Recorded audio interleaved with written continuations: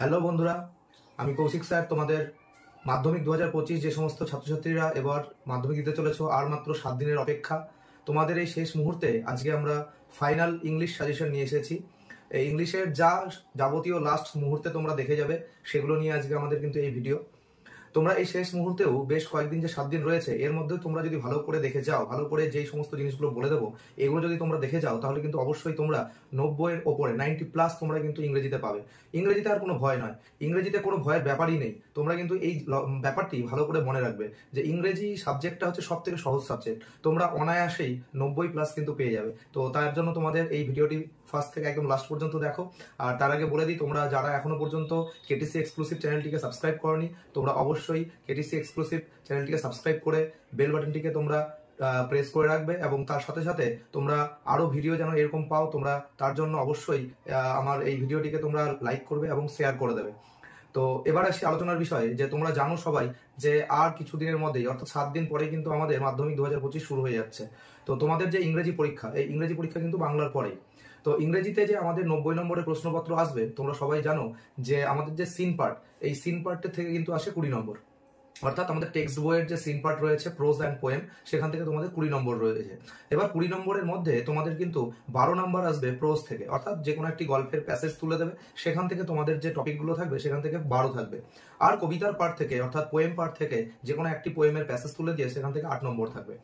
তো এই 20 নম্বর কিন্তু খুব সহজেই তোমরা প্রত্যেকে পাবে। এই 20-তে 20-20-র মধ্যে কোনো এখানে কম্প্রোমাইজ করা যাবে না। এই 20-র মধ্যে তোমরা সবাই কিন্তু 20-তে 20 পাবে। যেমন আমরা যদি প্রোজের কথা বলি, তোমাদের লাস্ট মুহূর্তের সাজেশন তোমাদের দেওয়া হচ্ছে যে তোমাদের কিন্তু যে টোটাল জানো 4টি প্রোজ রয়েছে এবং 4টি পোয়েম রয়েছে সিন পার্টে।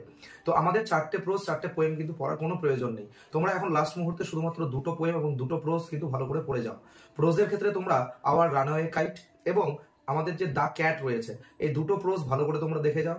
আর পোয়েমের ক্ষেত্রে তোমরা ফেবল এবং স্নেইল, এই 2টো কবিতা খুব ভালো করে তোমরা দেখে যাও। এই 2টো জায়গা থেকে তোমরা সবাই জানো যে প্রোজ পার্ট থেকে আমাদের 5টি টিকমার্ক থাকে এমসিকিউ, 3টে শূন্যস্থান আসে ফিল ইন দ্য ব্ল্যাঙ্কস, এবং 2টো থাকবে হয়তো কজ এফেক্ট বা স্টেটমেন্ট রিজন, এই ধরনের থাকতে পারে। অর্থাৎ 2-2-এ 4, টোটাল কিন্তু 12 নাম্বার আমাদের প্রোজ পার্ট থেকে থাকবে। আর পোয়েম পার্ট থেকে তোমরা সবাই জানো যে 4টে এমসিকিউ থাকে এবং তার সাথে সাথে 2টো প্রশ্ন থাকে, 2 মার্কস করে থাকে। তো 2-2-এ 4, টোটাল কিন্তু 8। তো এই জায়গাগুলো তোমরা সিন পার্ট এতদিন ধরে পড়েছো, সারা বছর ধরে পড়ে এসেছো। যেই প্যাসেজ তুলে দেবে সেই প্যাসেজ থেকে তোমাদের উত্তর খুঁজে কিন্তু পড়তে হবে। তো তার জন্য তোমাদের খুব সহজেই উত্তরগুলো তোমরা খুঁজে পাবে। এই 20-তে 20 তোমরা অনায়াসেই পাবে, কারো কোনো ভয় পাওয়ার দরকার নেই। আর এই 20-র মধ্যে তোমরা জানো 5 আর 4 9, অর্থাৎ প্রোজে 5 এবং পোয়েমে 4, মোট কিন্তু 9টি কিন্তু এমসিকিউ থাকছে। তো তার জন্য এমসিকিউতে নাম্বার তো খুবই সহজ, মাল্টিপল চয়েস, ওখানে অনেকগুলো অপশন থাকবে, সঠিক উত্তরটা তোমাকে বেছে নিয়ে লিখতে হবে। তো তার জন্য কিন্তু নাম্বার পাওয়া খুবই সহজ রয়েছে এখানে, 20-তে 20 তুমি কিন্তু পাও। তো এবারে আসি আমাদের যে আনসিন পার্ট, সেই আনসিন পার্টে তোমরা জানো যে আনসিন পার্টে কিন্তু আমাদের 20 নম্বর থাকে। আর তার সাথে ভোকাবুলারি, গ্রামার এন্ড ভোকাবুলারিতে কিন্তু 8 নম্বর থাকে, যে 8 নম্বরটাও তোমাদের ওই আনসিন প্যাসেজ থেকেই করতে হয়। তাহলে আমরা সেখানে কিন্তু 28 মার্কস ধরবো আনসিন পার্ট থেকে। এই আনসিন পার্টের জন্য একটা ট্রিক্স তোমাদের বলে দিই। তোমরা সকলেই কিন্তু যারা আমার কাছে কোচিং করো, আমার কাছে যারা পড়ো, তোমাদের অনেক আগে থেকেই বছরের শুরুতেই তোমাদের বলে দিয়েছিলাম যে আনসিন তোমরা কি করে প্র্যাকটিস করবে। আনসিনে তোমরা সবাই জানো যে বাড়ি থেকে আমি বলেছিলাম রুল এবং রাবার অবশ্যই নিয়ে যাবে, এবং রুল দিয়ে ভালো করে যখন আনসিনটা পড়বে, রিডিং প্রথম থেকে ভালো করে আনসিনটা 2-3 বার কিন্তু পড়বে পার্টে, যে নিশ্চয়ই কোনো না কোনো জায়গায় কিছু নাম বা সেই নামের যে তাদের যে ডিগ্রি রয়েছে, তারা কোন পদে চাকরি করে বা এই ধরনের কিছু, বা কোনো তারিখ, বার বা সাল বা কোনো সংখ্যা, কোনো একটা কাউন্ট করে কিছু বলা রয়েছে, সেই জায়গাগুলোকে তোমরা কিন্তু রুল দিয়ে অবশ্যই মার্ক করে নেবে। আর মার্ক করে রেখে বারবার করে 2-3 বার কিন্তু রিডিং পড়বে খুব ভালো করে, যতটা পারবে মানেটা বোঝার চেষ্টা করবে। মানে বুঝতে পারলেই কিন্তু আনসিন পার্টের সমস্ত উত্তর করা সম্ভব। আনসিন পার্ট থেকে আমরা জানি 6টি এমসিকিউ করতে হয়। এই 6টি এমসিকিউর উত্তরগুলো তোমরা যে ওই পার্ট করে দাগিয়ে রাখ পেন্সিল দিয়ে, সেই পেন্সিল দিয়ে দাগানো অংশগুলোর থেকেই কিন্তু তোমরা উত্তরগুলো খুঁজে পাবে। এইটুকু কনফার্ম, এইটুকু কিন্তু তোমরা মাথায় রাখবে। বারবার করে পড়ে নেবে, বুঝার চেষ্টা করবে কোন অর্থটা বোঝাতে চেয়েছে। তোমরা বারবার পড়ে সেই মানেটা বোঝার চেষ্টা করবে। না পারলে অন্তত সেই মার্ক করা জায়গাগুলোকে ফলো করবে। অতি দ্রুত কিন্তু তোমরা সেই জায়গা থেকে খুঁজে পাবে উত্তরগুলো। এমসিকিউ 6টা রয়েছে, 6টা উত্তরই কিন্তু তোমরা খুব সহজেই আনসিন পার্ট থেকে খুঁজে পেয়ে যাবে। তারপরে তোমাদের রয়েছে 3টে true false with supporting statement, যেখানে 3-2-এ 6 নম্বর কিন্তু তোমাদের থাকে। এই সাপোর্টিং স্টেটমেন্ট সহ যে ট্রু ফলস গুলো রয়েছে খুব সহজেই তোমরা করতে পারবে।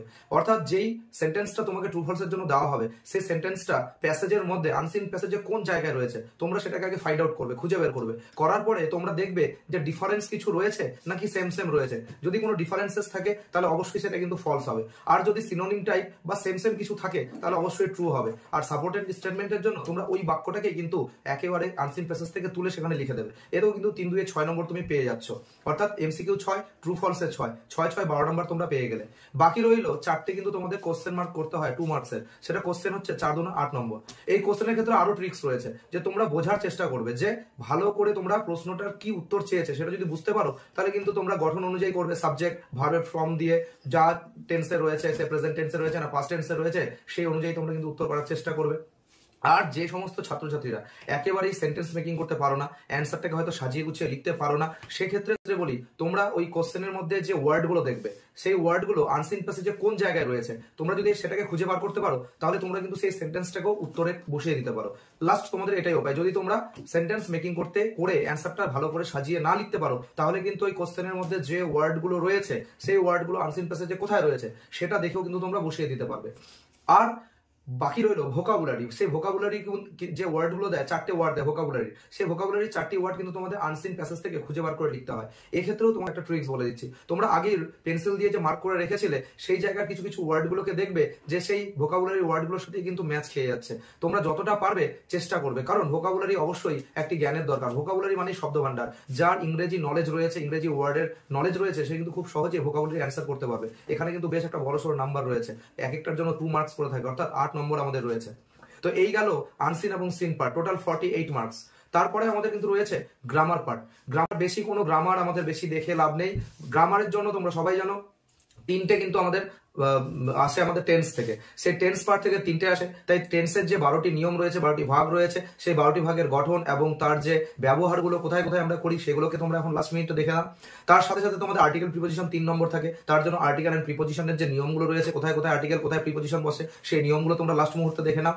তার সাথে আমাদের একটি ভয়েস চেঞ্জ, একটি ন্যারেশন চেঞ্জ কিন্তু আসবে, এটা তোমাদের আসবে বাধ্যতামূলক, একটি ভয়েস চেঞ্জ একটি ন্যারেশন চেঞ্জ। তোমরা ভয়েস এবং ন্যারেশনের নিয়মগুলো দেখে যাবে, খুব বেশি জটিল নিয়ম দেখতে যাবে না, সিম্পল বেসিক যে নিয়মগুলো রয়েছে সেগুলো দেখে যাও। জটিল প্রশ্ন কিন্তু পরীক্ষায় আসে না, সবার কথা মাথায় চিন্তা করেই খুব সহজ প্রশ্নই আসে। গতবারের প্রশ্ন তোমরা দেখেছো, খুব সহজ প্রশ্ন এসেছিল। তাই ভয়েস এবং ন্যারেশনের যে বেসিক নিয়মগুলো রয়েছে সেগুলো তোমরা অবশ্যই দেখে যাও। এবং তার সাথে তোমরা কিন্তু ডিগ্রিটা, এবার ডিগ্রি চেঞ্জের যে নিয়ম, এই বছর তোমরা ডিগ্রি চেঞ্জের নিয়মটা অবশ্যই দেখে যাবে। ডিগ্রি কিন্তু এবছর আসতে পারে, যে সুপারলেটিভ ডিগ্রি টু আমাদের পজিটিভ ডিগ্রি বা সুপারলেটিভ থেকে কম্পারেটিভ ডিগ্রি, ডিগ্রি চেঞ্জ কিন্তু এবছর আসবে। এরপরে যে রয়েছে সেটা হচ্ছে তোমাদের 3 নম্বর আরো, সেটা গ্রুপ ভার্ব থেকে বা ফ্রেজাল ভার্ব। এই ফ্রেজাল ভার্ব বা গ্রুপ ভার্ব থেকে তোমাদের কিন্তু আরো 3 নম্বর থাকবে, সেটাও তোমরা ভালো করে দেখে যাও। তোমাদের লিস্ট নিশ্চয়ই তোমাদের কাছে সবার কাছে রয়েছে, সেই লিস্ট অনুযায়ী তোমাদের গ্রুপ ভার্ব গুলো 3টে কিন্তু দেখে যাও।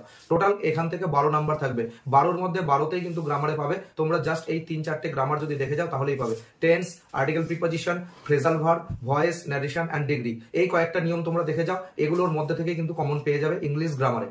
এবারে আমাদের লাস্ট যে পার্ট, সব থেকে হার্ডেস্ট পার্ট, সেটা হলো রাইটিং স্কিল। তোমরা রাইটিং থেকে সবাই ভয় পাও, 30 নম্বর, 3টে রাইটিং থেকে কোনো অর থাকে না, 3টি রাইটিং এ আমাদের করতে হয় 10 নাম্বার করে, 3 10 30। তো এই 3টি রাইটিং এর জন্য তোমাদেরকে বারবার বলা হয়েছে যে রাইটিং স্কিলে আমরা দেখতে পেয়েছি লেটার রাইটিং কিন্তু অবশ্যই থাকে। এই বছরের জন্য তোমাদের সবথেকে মোস্ট ইম্পর্টেন্ট রয়েছে অ্যাপ্লিকেশন, অর্থাৎ অ্যাপ্লিকেশন এবং এডিটোরিয়াল লেটার। অ্যাপ্লিকেশন এবং এডিটোরিয়াল লেটারের মধ্যে তোমরা এডিটোরিয়াল লেটারের যে একটা ফরম্যাট থাকে সেই ফরম্যাটটা কিন্তু দেখে যাও, অর্থাৎ মাত্র 3টে রাইটিং দেখে গেলেই তোমাদের কিন্তু কমন পাবে। এডিটোরিয়াল লেটারের একটি ফরম্যাট, হেড স্যারকে কোনো অনুরোধ জানিয়ে, অর্থাৎ স্কুলে সাইকেল সেট বা হচ্ছে আমাদের লাইব্রেরিতে বইয়ের অ্যাভেবিলিটি বাড়ানোর জন্য, ড্রিঙ্কিং ওয়াটারের জন্য অনুরোধ করে তোমরা একটা লিখতে পারো। অথবা পুলিশ স্টেশনে আইসি বা ওসির কাছে তোমরা কোনো অ্যাডমিট কার্ড হারিয়ে যাওয়া বা হচ্ছে তোমাদের ওই বিভিন্ন ধরনের বাইসাইকেল, মোবাইল এগুলো হারিয়ে যাওয়া নিয়ে, লস অফ কোনো কিছু নিয়ে তোমরা কিন্তু লেটারের যে ফরম্যাটগুলো হয় এগুলো কিন্তু অবশ্যই দেখে যাবে।